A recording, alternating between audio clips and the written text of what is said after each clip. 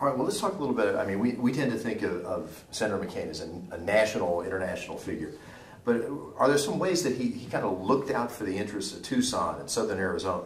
Well, absolutely. And I can tell you, Craig, we were just talking, and you reminded me, my first day in City Hall, unannounced, Senator McCain walked in and said, "I'd like to speak with the mayor."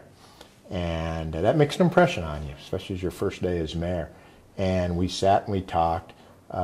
We'd had a relationship before because of Mo Udall, and Senator McCain had been very close to Mo Udall and stayed with him while he was passing away.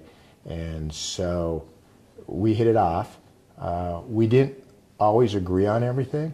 The one thing that Senator McCain did for this community was he was a fierce defender of Davis-Monthan Air Force Base and always went to bat for the base.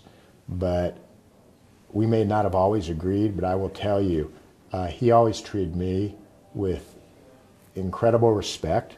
We would sit and he would tell me stories, and he's going to be missed.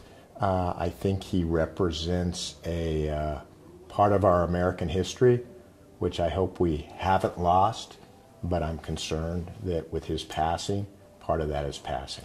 When you say part of history, in terms of just the way politicians behaved, is that what you're saying? Yeah, no, I can tell you, Senator McCain, and he could be a fierce advocate, but he also had friendships with people from all walks of life.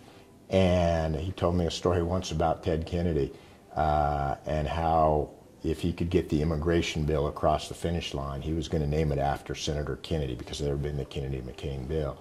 And he said, you know, Senator Kennedy would go out on the floor of the Senate and he would just cut me up and down. And he'd walk him back into my office and say, "Let's go out for a drink." And that was the history he knew and what he embodied. And he's going to be sorely missed by Arizona, by Tucson, and by our country.